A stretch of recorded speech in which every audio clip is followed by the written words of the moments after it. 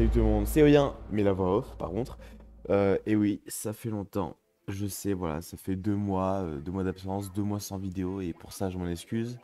C'est pour ça que dans cette vidéo, je vais vous expliquer les raisons de cette pause. Pour vous recontextualiser la chose, ma dernière vidéo avant la pause, c'était le trailer du tournoi qui devait faire du 1, 2, 3 juillet. Comme vous pouvez voir, il n'y a rien, c'est pas compliqué, c'est toujours la même chose en fait, hein. C'est juste on attend Futuri, on attend, puis voilà quoi, c'est juste ça qui bloque pour faire le tournoi. Ça pour vous dire qu'en fait, déjà première raison, j'avais de moins en moins de temps. Pour vous dire que tout le mois de mai, j'avais 0 week-end où j'étais dispo. J'étais tout le temps quelque part, tout le temps à faire quelque chose. Deuxième raison assez évidente que clairement je ne cache pas en vidéo et que si on après ceux qui me connaissent et tout, avec qui je joue in-game, ils me connaissent et ils savent que cette raison me prend énormément la tête. Je parle bien sûr de la meilleure et unique connexion. Et oui, la connexion où tu es obligé d'être en 4G, à partage de co avec ton tel pour que tu puisses jouer. Et ouais, c'est moi, c'est ici. Déjà qu'au mois de mai, je jouais très peu, alors quand je commençais à jouer, bah, ma connexion était pire. Et il y avait vraiment des périodes où il y avait 10-15 crash co par jour, mais vraiment. Et quand tu reviens, après tu vois, normalement ma co, ça va. Il y a des jours où ça va, mais là c'était horrible. Et donc quand tu reviens, que tu as très peu joué, que tu commences à jouer, tu te fais péter parce que déjà de 1, bah oui, encore une raison, vu que je joue moins, bah mon niveau il baisse, du coup quand je joue, bah de 1 il y a des problèmes de connexion, du coup ça m'énerve très vite. Bah je me fais défoncer parce que mon niveau, bah c'est plus trop ça. Donc ouais, c'est des raisons qui me fait yesh.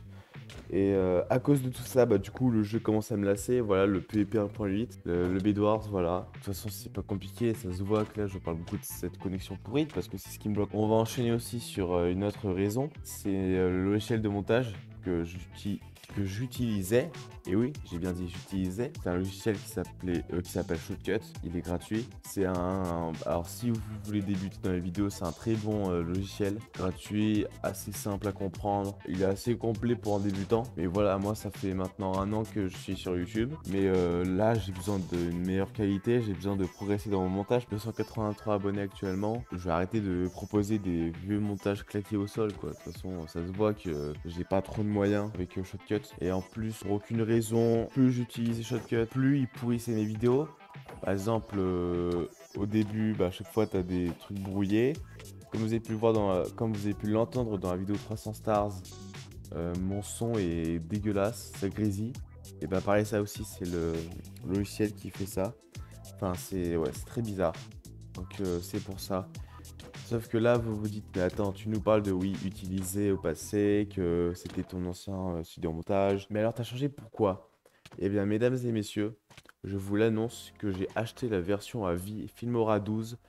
C'est un logiciel de montage du coup qui est payant. Il y a une version gratuite où quand tu exportes tes vidéos, tu as un vieux bandeau qui prend tout ton écran.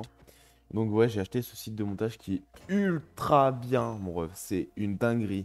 Il y a 10 000 effets, 10 000 médias libre service, libre de droit. Enfin, il y a plein de choses, quoi. C'est énorme. Actuellement, je suis en train de monter cette vidéo avec le nouveau logiciel de montage. Donc voilà, vu que c'est ma première vidéo, essayez d'être un peu indulgent. Parce que du coup, voilà, j'ai pas encore tous les tips pour faire une bonne vidéo.